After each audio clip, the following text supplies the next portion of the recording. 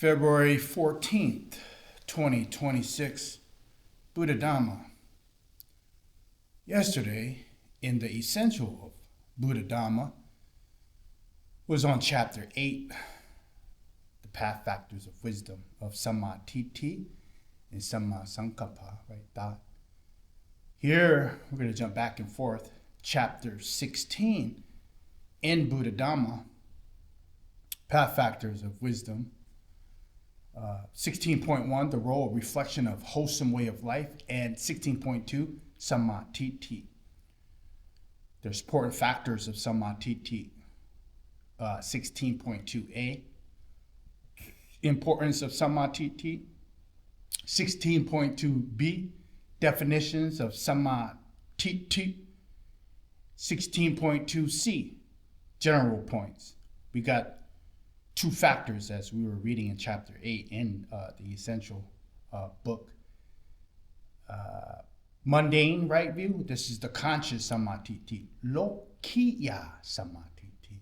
Then we have the subjective or subconscious sammā-diṭṭhi. Lokutaraya sammā-diṭṭhi. Page 1539 to page 1550. Chapter 16, 16.1, role and reflection of wholesome way of life. Buddhist spiritual practice may be defined as the way in which laws of nature benefit human beings, or as the application of one's knowledge of such laws in order to benefit humanity. Correct or excellent spiritual conduct thus refer to living a life in a way that optimizes how natural causes of dynamics benefit oneself and others. One conducts one's life with insight into nature, acting to induce causes and conditions that generate favorable results for all people. This emphasis is particularly evident in the teaching of volitional action, cetana, of karma, the law of action. Or they speak it either karma or kama, law of cause and effect. Technically speaking, one practices the majjhima patipata, or the verb is patipati, the middle way. One applies the middle teaching, majjhina dhamma desana, the impartial teaching of the truth, satya, to benefit humanity and to reach the final goal of the Buddha's dispensation, or Buddha's teaching. Virtuous conduct, chariya, can thus be divided into three stages. The first stage, to know the truth of nature, to have insight into nature, that all things exist according to causes and conditions. Second stage, to use the knowledge beneficially, to conduct oneself in harmony with the laws of nature that acts in a way that generates favorable results.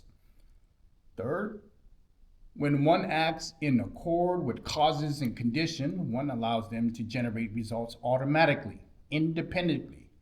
One observes them with understanding without grasping onto them or affixating a sense of self. Basically, not identifying or classifying identification to it. Knowledge is thus the mainstay of virtuous conduct. It is a vital factor from the beginning to the end. Virtuous conduct is equivalent to living with wisdom, and a virtuous person is thus referred to as a pandita, a wise person. Because wisdom is required from the start, the Buddhist system of spiritual conduct, the path, magga, the middle way, majjhima patipata, begins with sammā-diṭṭhi, right view, and right understanding. 16.2, sammā-diṭṭhi. 16.2a, importance of sammā-diṭṭhi. Bhikkhus, monks, just as the dawn's light is the harbinger and the precursor of the rising sun, so too, right view is the forerunner and precursor of awakening of the Four Noble Truths as they really are. It is to be said and expected that a monk with right view will understand as it really is. This is dukkha. This is sammā-diṭṭhi, the cause of dukkha. This is nirodha, cessation to dukkha. This is the way leading to the cessation to dukkha, magga, the path. Bhikkhus, monks, of all the path factors, sammā-diṭṭhi comes first. How does sammā-diṭṭhi come first? With sammā-diṭṭhi, one understands micchā-diṭṭhi as micchā-diṭṭhi and sammā-diṭṭhi as right view. One understands wrong thought as wrong thought and right thought as right thought. One understands wrong speech, right action, wrong livelihood, right livelihood as right livelihood. And how is right view the leader? When one possesses right view, right thought comes into being. When one possesses right thought, right speech comes into being. When one possesses right speech, right action comes into being. When one possesses right action, right livelihood comes into being. When one possesses right livelihood, right effort comes into being. When one possesses right effort, right mindfulness comes into being.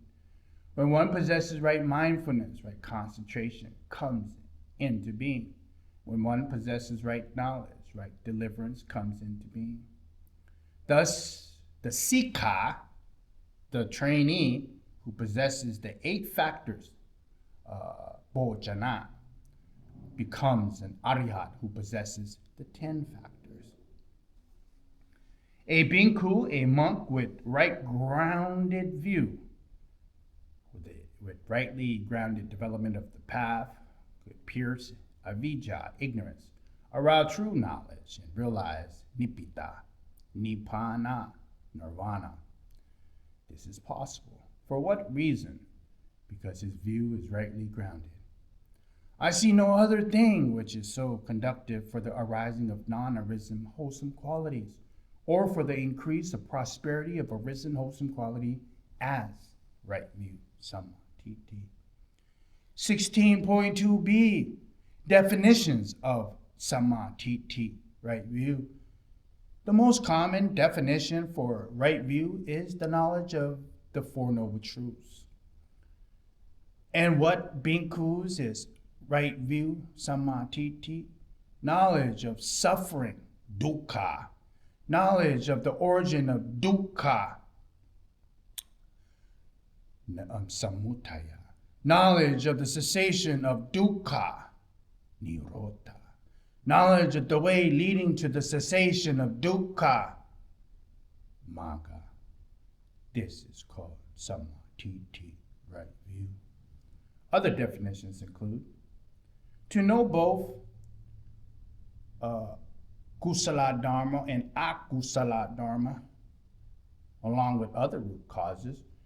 When a noble disciple, a dakkhina bukala, one that is worthy of respect, praise, honor, a noble disciple, understands the unwholesome and the root of the unwholesome and the root of the wholesome, in the way that he is one with sammā-diṭṭhi, right view, whose view is straight, who has unwavering confidence in the law of Dhamma, and has arrived at the true Dhamma.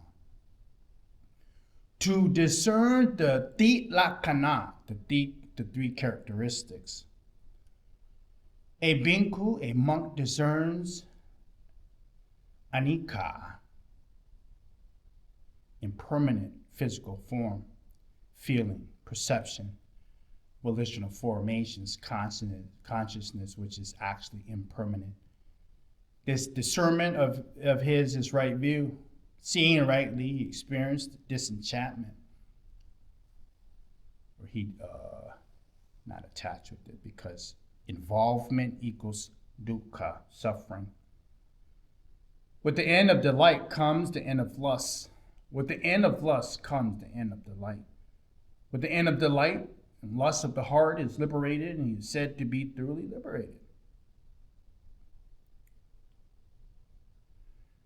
A bhikkhu, a monk, discerns as impermanent the eye, the ear, the nose, the tongue, the body, the mind, physical form, sound, smell, tastes, tactile objects, mental objects, which are actually impermanent. This discernment is sammā-diṭṭhi, right view.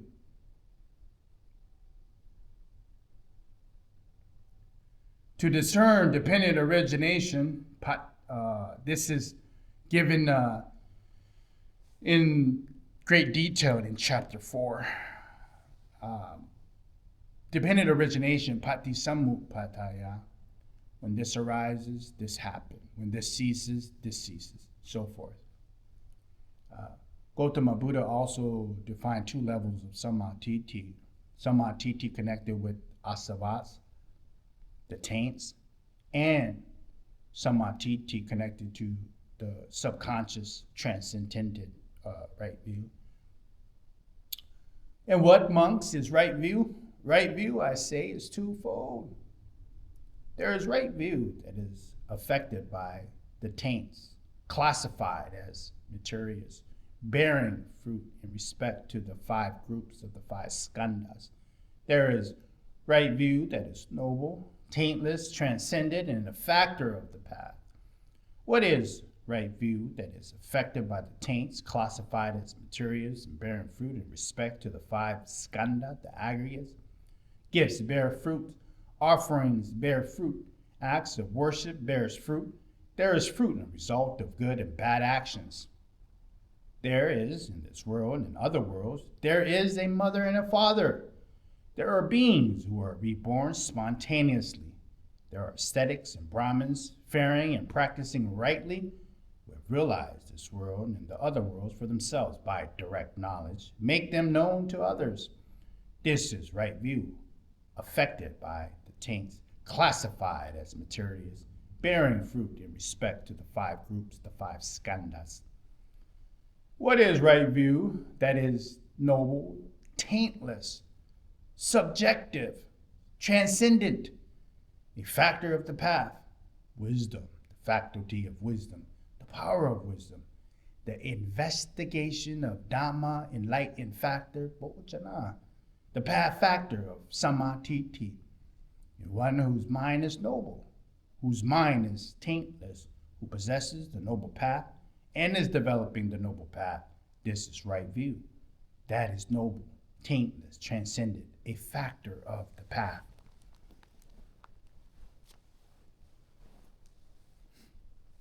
(16.2) General points. Diṭṭhi is most often translated as view, but its meaning also includes belief, ideology, opinion, rational knowledge, things conforming with personal understanding, principles deemed acceptable, agreeable, notionless, cherished opinions, preferences, and personal values. The meaning of this term also includes a person's ideals, worldviews, outlooks on life, and the basic attitudes which result from such views, knowledge, and preferences. As mentioned above, there are 2 levels of kind of views. First, views and understandings connect to a sense of value. Say of what is good and what is bad, what is appropriate and inappropriate. And second, views and understandings about the truth. Say what is something is and how it exists and from where it originates.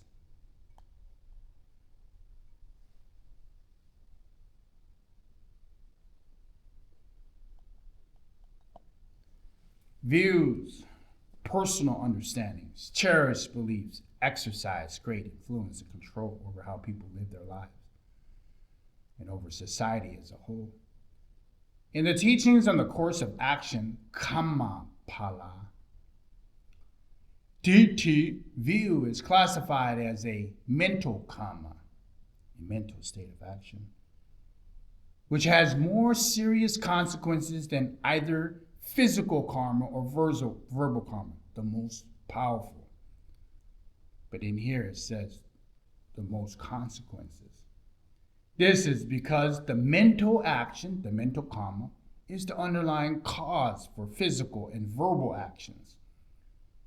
Diṭṭhi views are able to lead individuals, lead society, or the whole human race to either prosperity and freedom or to decline and ruin.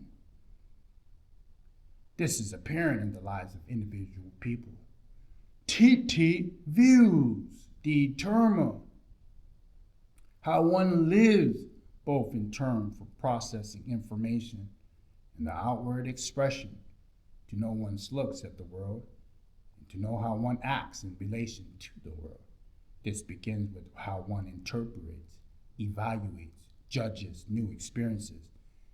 Diṭṭhi views determines what things or aspects of things one seeks out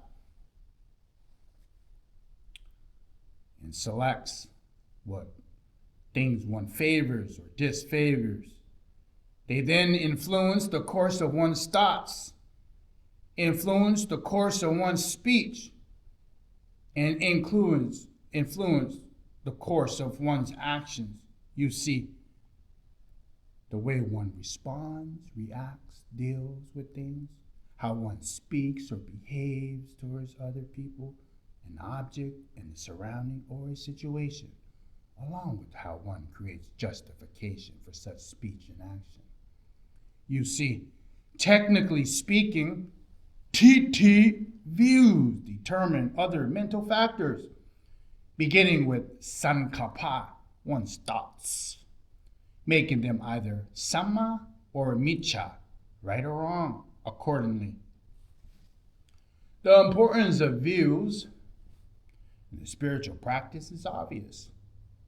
Take the example, if someone likes money and see material wealth as life's goals, as the yardstick for success and as a sign for self-importance, he will strive to gain such wealth. Both this person's education and work will be undertaken for this purpose. He will measure, appraise, honor others by using wealth as its criteria. If such a person is morally deficient, he will seek wealth indiscriminately, without consideration of his actions. If they are righteous, he will look upon those poor people who are morally virtuous as foolish, old-fashioned, and worthless. If a child believes that having power is good, he will incline towards a certain power, enjoying, domineering, and bullying others. If a person does not believe in punya, merit, or papa, evil, and Diṭṭhi views these terms as empty threats, he will pay no attention to the teaching on wholesome behavior, or no attention to refrain from these things considered unskillful. When one lacks deep understandings of life and of the world as being ultimately unstable and fleeting, one tends to cling to the body, to life, to possessions, and to people. One is generally anxious and frightened. One gives expression to the suffering resulting from one's attachment and fear. Fear, false evidence appearing real. With all these examples, the opposite is also true. Kusala, wholesome views, leads to wholesome outcomes. Sammā-diṭṭhi is called sammā-diṭṭhi. Micchā-diṭṭhi is called wrong view. The conditions for micchā-diṭṭhi, wrong view, are harmful influence by other people, a bad social environment, especially evil friends, the lack of wise reflection, an inability to contemplate or a tendency to think in incorrect ways. The conditions for sammā-diṭṭhi, or beneficial influence by other people, to be correctly molded and instructed by a favorable social environment, especially through contact with virtuous friends and by associating with honest people and wise reflection. The main focus of this chapter is sammā-diṭṭhi, with occasional references to miccā-diṭṭhi, wrong view. Sammā-diṭṭhi, right view, is divided into two kinds of levels. The mundane level, lokiya sammā-diṭṭhi, views connected to, depending on the world views, beliefs, and understanding about world that corresponds to the principles of goodness, accord with the way of righteousness, or are in harmony with virtuous behaviors, are described in the Tipitaka passages above. This kind of sammā-diṭṭhi is the result of external teachings from others, paradogosa, or social factors, and it relies on sattā, faith, as the link or the guiding force. In particular,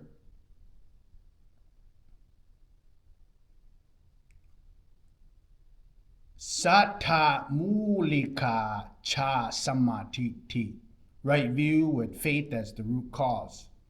The results from the instruction one sees from society, say through teachings and training in ethics, or by cultural transmission.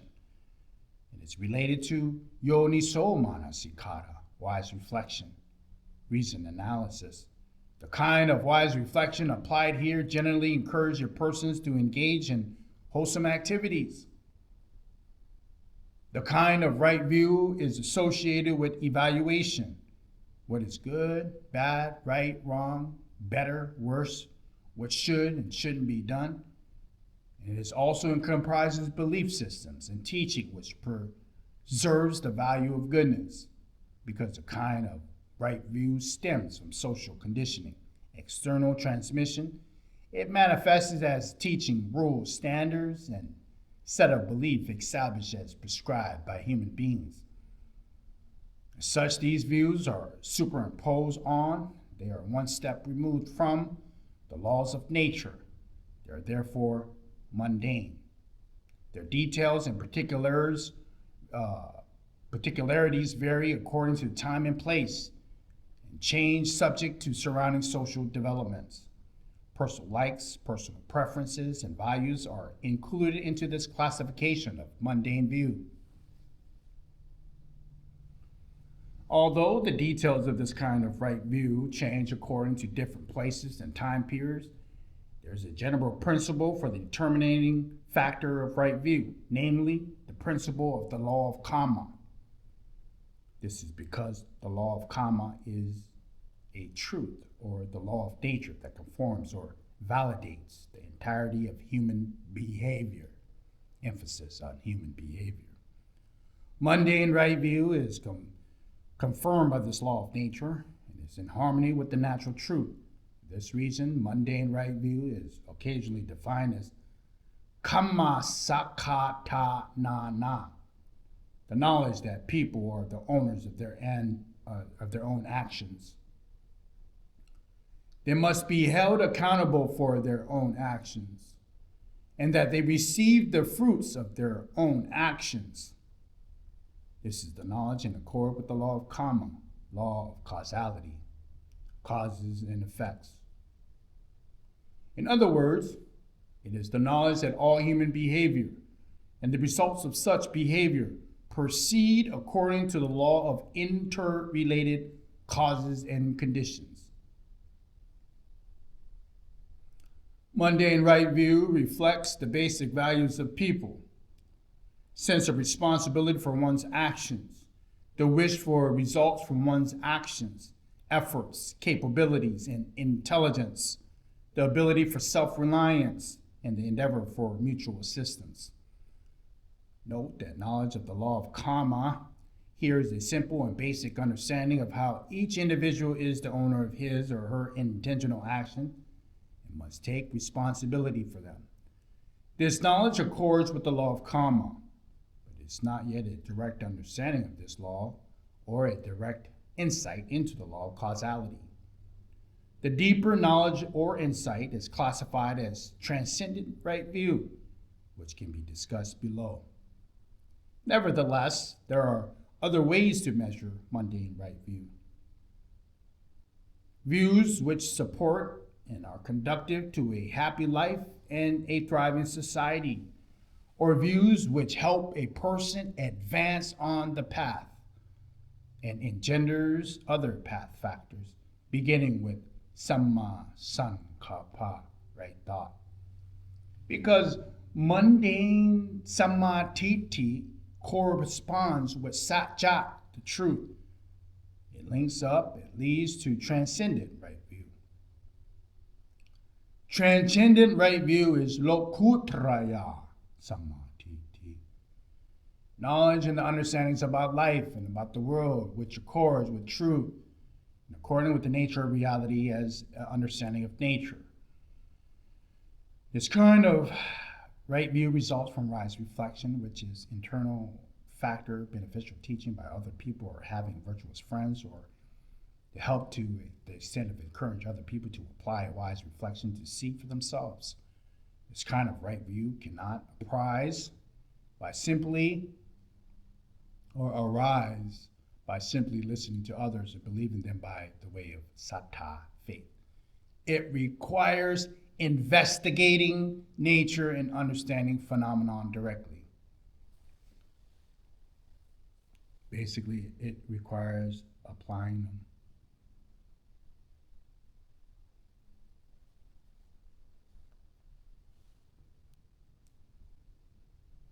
It requires applying them. Therefore, transcendent right view is independent of teachings, rules, beliefs created by people additional to and separated from the laws of nature. It is free from social influence, not subject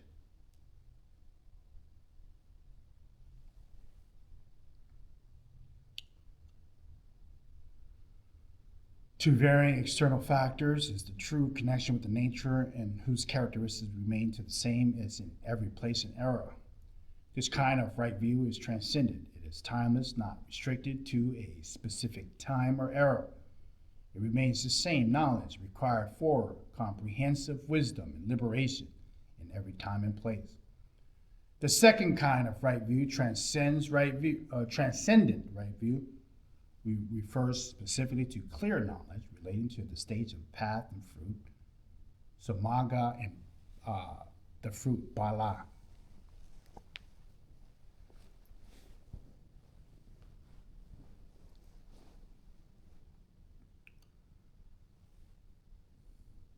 Resulting in awakening. Having said this, right view connected to the path and fruit is the consequence of the same kind of right view belonging to unawakened beings.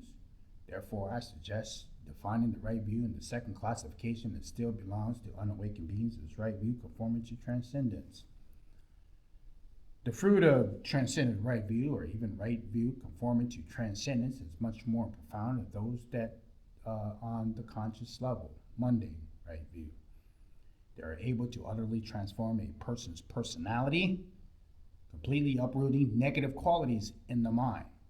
On this level of right view, it is able to eradicate the defilements, not merely suppress them. It is able to create true stability in regard to virtue.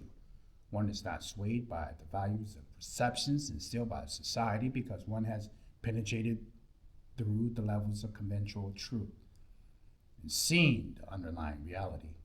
This is subject to an important bearing on spiritual development. Here one needs to consider the proper relationship in both human society and to nature. To recognize how to properly benefit from these two sources. As mentioned above, right view conforming to transcendence stems from yoniso manasikara, wise reflection, which plays a central role. Generally speaking, the behavior of an unawakened person is dictated by the values instilled by society to abstain from specific kinds of bad deeds, to perform specific kinds of good deeds, according to model teachings, instructions, transmissions, edicts, etc. Whatever unawakened persons are not governed by such socially instilled values, they are prone to falling subject to tanha, craving, which is today's parlance, may be referred to negative emotion. Yoniso manasikara, wise reflection, helps to free people from the influence of social values and from the enslavements of mental kalesas, defilements. It engenders a freedom of behavior guided by panya, a behavior guided by wisdom. In summary, at the initial stage of the spiritual practice, one thinks or acts without the presence of wise reflection, or one succumbs to external social values, or one fails under the power of one's own craving. When one possesses transcendent right view, however, one is truly liberated from the influence and power of society, and from personal craving. Whenever Titti, right view, becomes sammā-diṭṭhi, so whenever view, Titti, becomes sammā-diṭṭhi, right view, it is equivalent or synonymous to panya, wisdom. Now, both the negative values and negative emotions are a result of craving, tanha.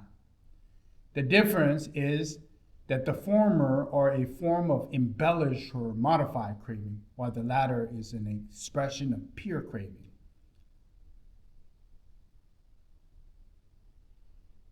Even though at the beginning stages of sammā-diṭṭhi is still just an opinion or a belief, it's because the opinion or belief corresponds with truth and is the basis on the understanding of reality. It begins to escape from the clutches of avidya and tanha, ignorance and craving.